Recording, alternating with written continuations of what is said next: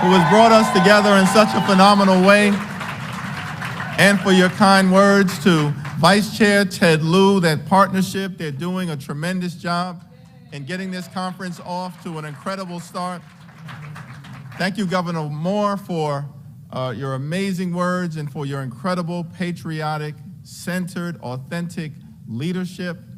It certainly is always wonderful to be with and inspired by and stand on the shoulders of the greatest speaker of all time, Nancy D'Alessandro Pelosi, in her home city of Baltimore. We're so thankful to you and to Steny and to Jim, these incredible legislative giants. It's my honor to present someone who, of course, really needs no introduction. He is a leader for such a time as this, who's been able to, in 2 short years, turn things around in the United States of America in an incredible way. Doesn't just happen by accident. It requires leadership and intentionality and focus, particularly given the extreme nature of the opposition that we all have to confront. But the Biden track record is a phenomenal track record of accomplishment. The Biden economy has produced more than 12 million good-paying jobs here in the United States of America. The Biden economy has produced an unemployment rate that is at a 50-year low here in the United States of America. The Biden economy has increased wages for everyday Americans. The Biden economy has experienced record small business creation. And the Biden economy has reduced the deficit by a record $1.7 trillion. We don't just talk about fiscal responsibility, we are about, under the leadership of President Biden, fiscal responsibility. It's a track record that doesn't just happen by accident, requires leadership and intentionality, and certainly partnership. Partnership with House Democrats, partnership with our Senate colleagues, which led to one of the most successful Congresses in American history. Together,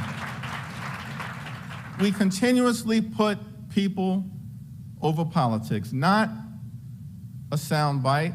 That was a way of life for us as we govern together under the leadership of President Biden and Speaker Pelosi, in partnership with House Democrats and Senate Democrats. Together, we enacted the American Rescue Plan, which saved the economy from a deep recession. Together, we put shots in arms, money in pockets, and kids back in school. Together, we enacted the historic child tax credit that in 2021 cut child poverty in America in half and will lay a foundation for us to bring it back to life. Together, we enacted historic infrastructure to invest in our crumbling bridges, roads, and tunnels, our airports, our water and sewer systems. Together, we will create millions of good-paying jobs in fixing that infrastructure. Together, we will ensure that every single community in America has access to high-speed internet. Together, we enacted gun safety legislation that will save lives for the first time in 30 years. Together, under the leadership of President Biden, $500 million in grant assistance will be available to address mental illness in America. Together, millions of good-paying jobs will come back to the United States of America, beginning with the historic CHIPS and Science Act. Together, we are investing in the education of our young people, science, technology, engineering, and mathematics, to make sure that those young people have the skills to succeed in the 21st century economy. Together, under the leadership of President Biden, we were able to enact the Inflation Reduction Act. Together, we've struck a dramatic blow against the climate crisis. Together, we've set our planet on a sustainable trajectory forward. Together, we're standing up a clean energy economy. Together, we strengthen the Affordable Care Act. Together, we're driving down health care costs. And together, we're driving down the high price of life-saving prescription drugs for millions of Americans. A historic track record of accomplishment to build upon because of the leadership of President Biden in partnership with all of you to put people over politics and deliver big results for the American people. Together, an economy that is being built from the middle out and the ground up. And together, with the leadership of President Biden, we're going to finish the job for the people. Ladies and gentlemen, I present to you the 46th President of the United States of America, Joseph Robinette Biden.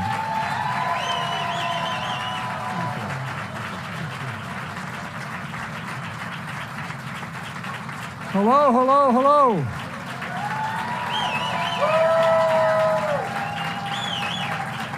Good to see you all. And it's good to be almost home. Leader Jeffries, thank you for your partnership and your leadership, and Pete, thanks for organizing this retreat and having me here. You know, she couldn't be here tonight. I know Whip Catherine Clark, who I spoke to before I came up, is here in spirit. I also want to recognize the greatest speaker in the history of the United States of America. I think I coined that phrase because it's true, because I worked with her for so long. Nancy Pelosi. Nancy, stand up.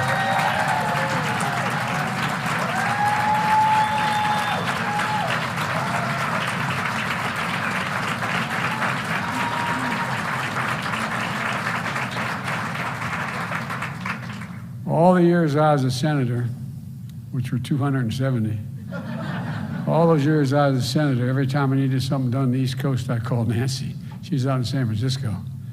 But Nancy has incredible, incredible power here in the East, particularly in Maryland, particularly in Baltimore. And so I just want to thank you for everything you've done for me as well, Nancy. It's great to be here with an incredible caucus, such a strong and diverse group of leaders. And it is strong and diverse. I ran for president, literally, not figuratively, to build the economy from the middle out and the bottom up, not a joke. I was so sick and tired to talk about trickle-down economics. I know in my household, not far from here, a little further north on 95 in Wilmington, not a whole lot trickled down on our kitchen table. Now, I'm serious, just think about it. Not a whole lot. But working together, we made historic progress toward that vision of building from the middle out and the bottom up. And the people in this room are the reason for that. It's been one of the most successful united caucuses we have ever seen. And you all stick together, thank God. And look what's already happened in all these off-year elections, these state legislative races. And by the way, we got a new congresswoman in Virginia. Well, look,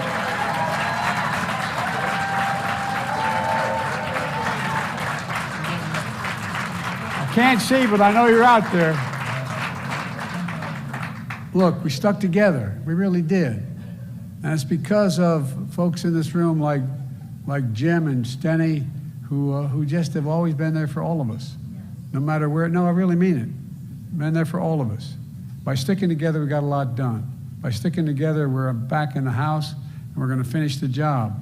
Look, let's take a look at what we've done. And some has already been mentioned. You know, we came in, the economy was in ruins. We had so many lost jobs, and it went beyond the pandemic. It started before that. But we can see it in your districts. Those 12 million new jobs, they're real jobs, man. It means we've created more jobs in 2 years than any presidential term in American history. Not just created, but you created it. You did it. The unemployment rate of 3.4%, as I said, is a 50-year low. 800,000 manufacturing jobs. Where in the hell is it written that we can't lead the world in manufacturing again? I don't buy it. I don't buy it. There's no reason why we will not lead the world in manufacturing again.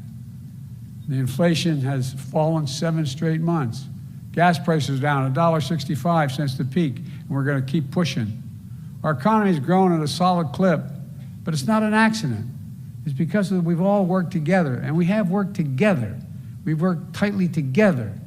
We passed the American Rescue Plan, which bailed out a whole hell of a lot of Republican governors. They still don't even want to acknowledge it, but it doesn't matter. I said, and you all said, I didn't run to be president for all Democrats. I ran to be president for all Americans, regardless of whether that. But really and truly, think about it. You saw the effects firsthand.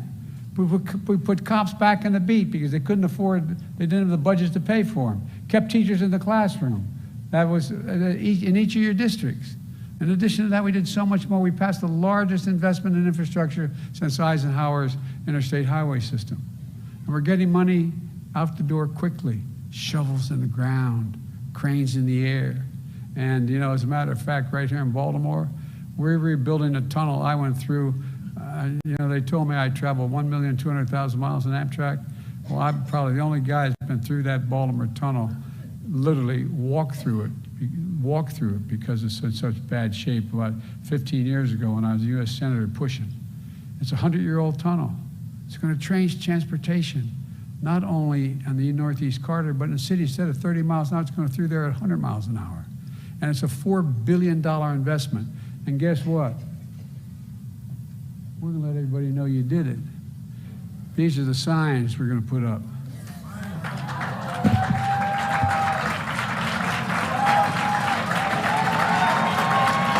We're naming it the Frederick Douglass Tunnel. Look, I was telling the guys backstage, you know, if we did nothing but implement what we've already passed and let the people know who did it for them, we win. But we're way beyond that. It's not just about winning. You know, I've joined many of you on the groundbreakings. There's over 20,000 projects already. Have already been funded. Bridges that are $1 billion, $200 million. I mean, it's big deals. And as I told my Republican friends, we'll even do their districts too. And I'll be there for the ribbon cutting.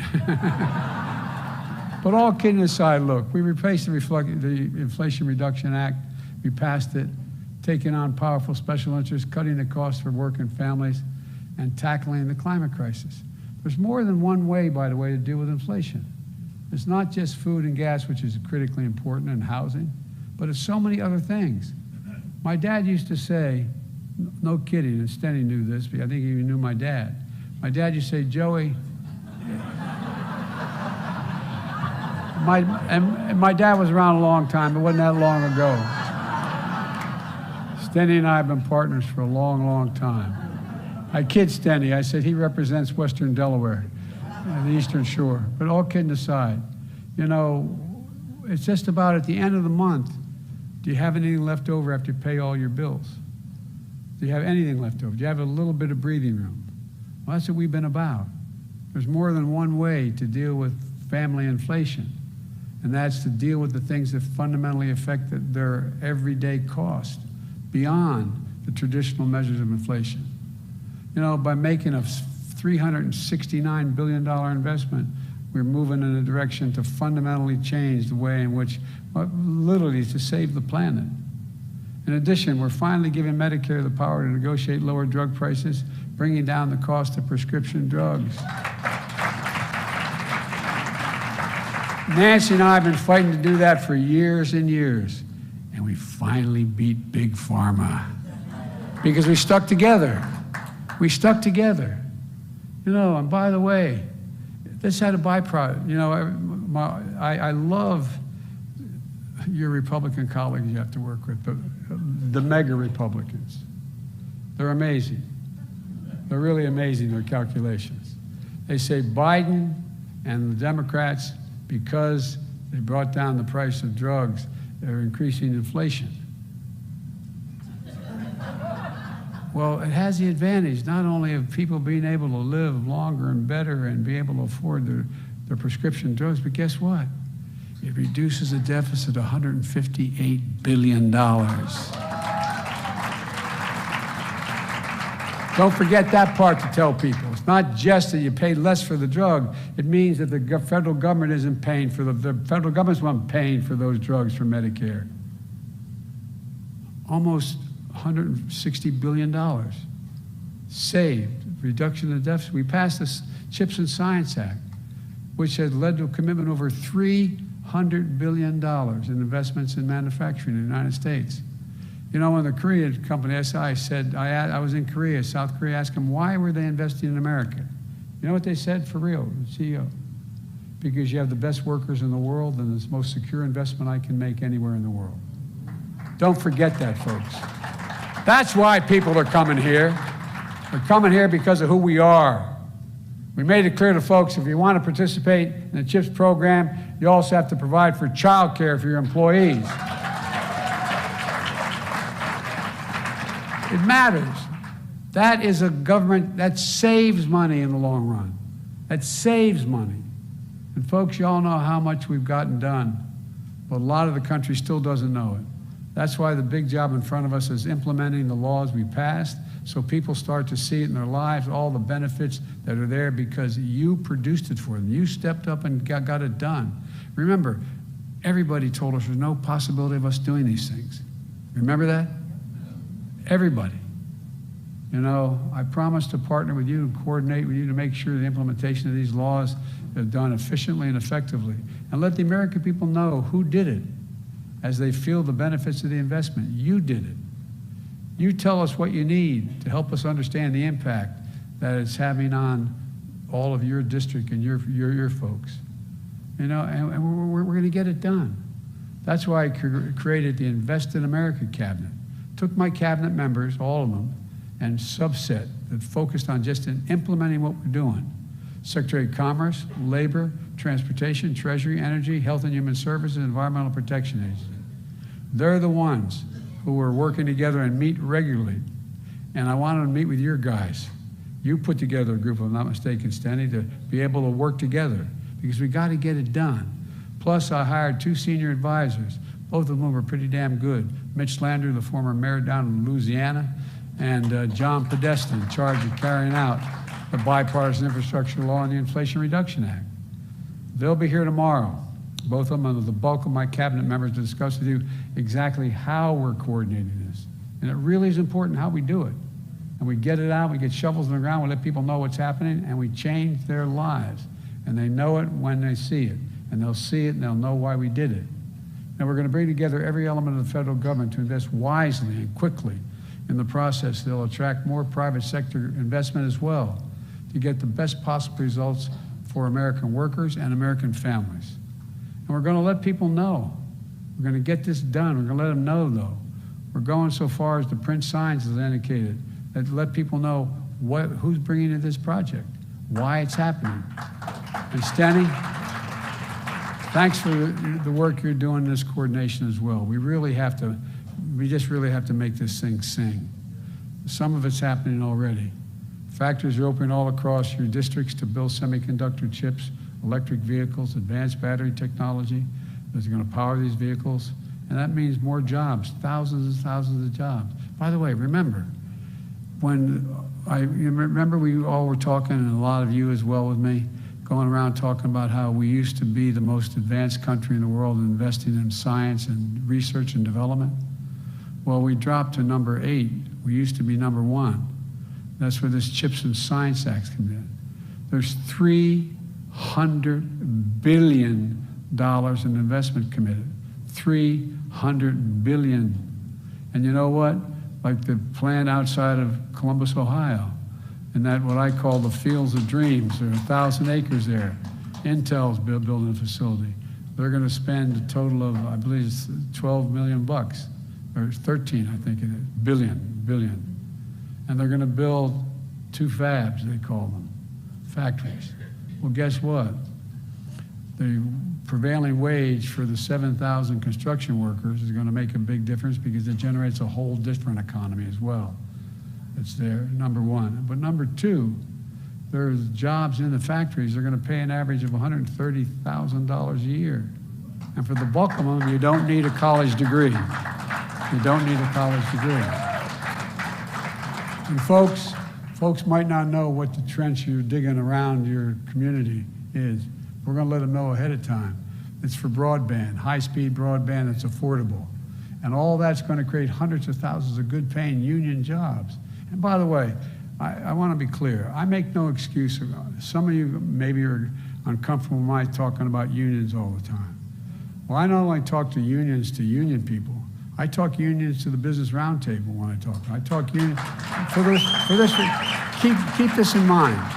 You all know what I've been saying to the unions. It's presumption of me to tell them what they should do, but I've been telling them they should let people know what it takes to become a union member. Everybody thinks you show up and say, I want to be an electrician.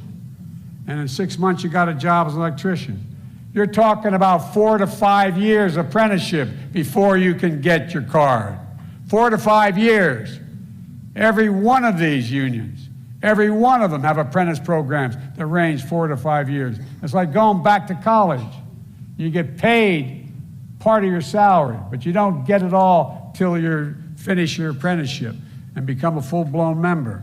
And what I said to the business, I think it was a Business Roundtable I was talking to in Washington, and they asked why I was so pro-union. I said, for you, it's cutting your cost. They looked at me, how's that happen? They happen to be the best trained workers in the world. That's a fact. And when the union plumber puts it in, it lasts. It lasts. And so, folks, we shouldn't make any excuses. It's going to save businesses money as well and the American public.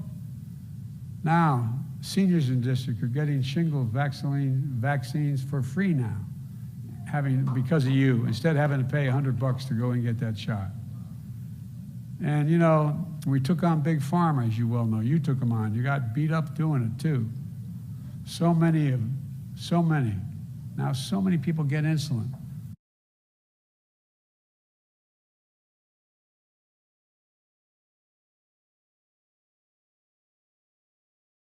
Deal. I called on the prescription drug companies to bring down the price of insulin to $35 to everyone, not just seniors.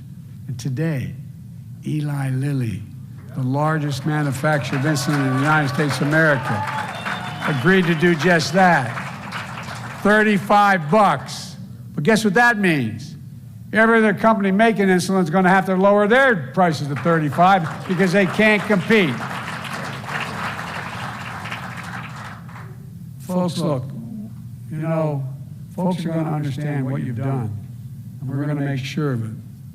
But as much as we've done, we have a lot of unfinished business as well to finish the job that needs to be done. We can't stop working to restore the child tax credit permanently.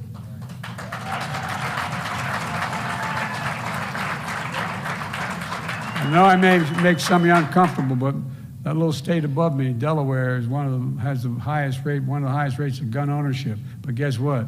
We're going to ban assault weapons again, come hell or high water. And high-capacity magazines. When we did it last time, it reduced mass death. Nobody, including the people who make a very good salary, for example, think the tax system is fair. Go ask anybody. Ask your friends or acquaintances making $200,000, $300,000, $400,000, $500,000 a year. Is it fair? They don't think it's fair.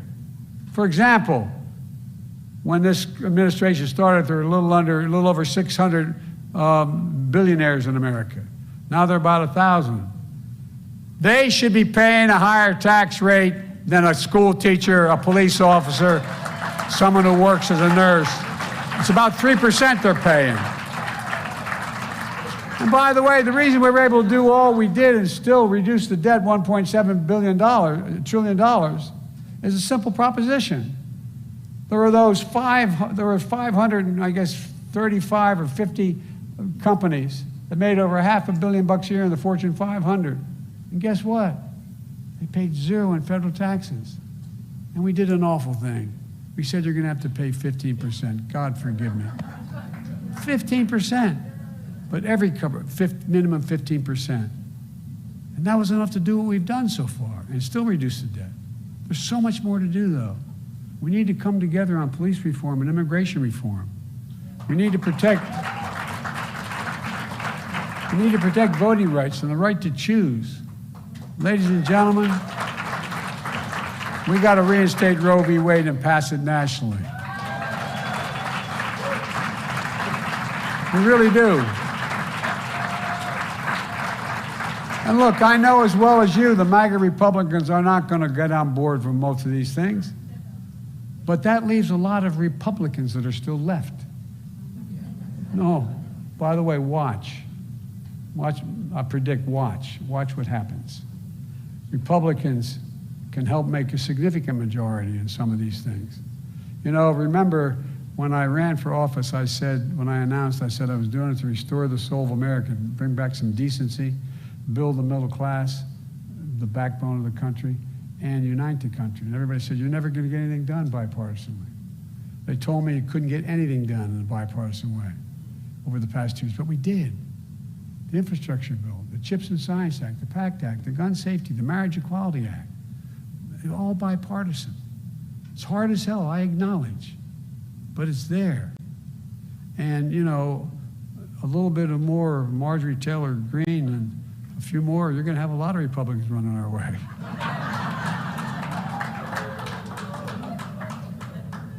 Isn't she amazing? Oof.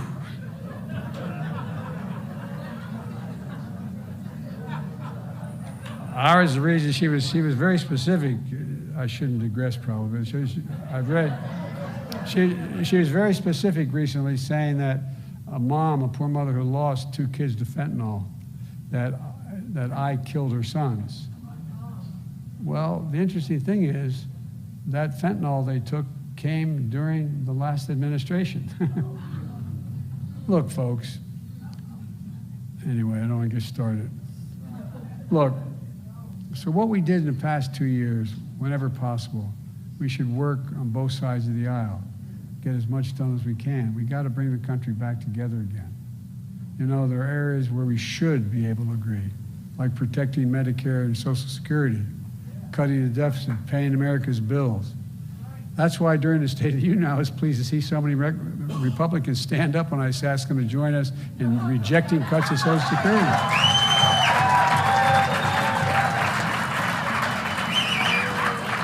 I've been to a lot of State of the Unions and never quite saw one like that. But they all stood up. But the interesting thing is, they won't be able to forget, it's all on camera. All kidding aside, it was amazing. And then there's Senator Rick Scott, the guy who's been saying for a year he wants to cut Social Security, Medicare, now says, never mind. That's what he's saying. And he says he actually agreed with us all along. He really didn't mean what he'd been saying. Well, like I said, I believe in conversion. Maybe they found religion. I sure hope so, but I'll believe it when I see it. While Republicans talk about the deficit, we're doing something about it. Working with, really and truly, I mean, anyway. Working with all of you, we cut the deficit by $1.7 billion in 2 years, the largest deficit reduction in American history. And when I introduce my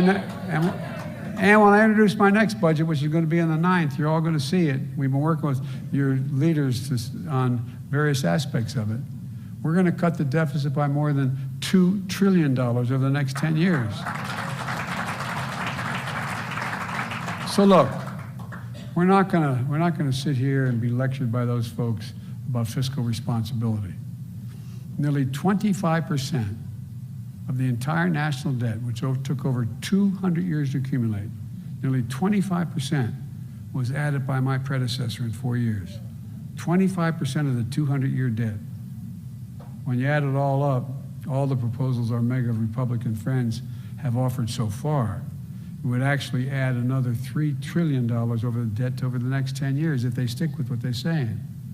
So folks, look, they're sure not acting like the party that cares about fiscal responsibility. Because the truth is, if you look at their record, it's clear they're not the party who cares about fiscal responsibility, especially not when they're threatening our economic recovery by manufacturing a crisis over whether we're going to pay our debts, our 200-year accumulated debt. When I met with the new speaker, it was a decent meeting. He seemed like a decent guy. He made it real clear how he wants to proceed. He says he won't raise taxes on anyone, on the wealthy or big corporations. He just wants to cut programs. And what I suggested was, instead of making threats about the debt, which would be catastrophic, and let's just lay out our budgets. So I agreed that I'd lay down mine on March the 8th, March the 9th, I should say, and he should do the same thing. And we should sit down. It'll be interesting to see what they want to cut and what their numbers add up to. Are they going to cut Medicaid? Are they going to Affordable Care Act? Are they going to cut Medicare, veterans benefits, aid to rural communities? Well, we're going to see what they're going to do. But here's how I see it. Under my predecessor, Republicans in Congress voted 3 times to keep paying America's bills without preconditions and without a crisis. They paid America's bills and then, so why won't they pay them now? Well, they didn't throw the country into crisis then, and they shouldn't do it now. If they wouldn't inflict pain on the American people then, why would they do it now? Well, the answer is real simple: politics. But I'm not going to be part of it. They've got no business playing politics with people's lives and our economy.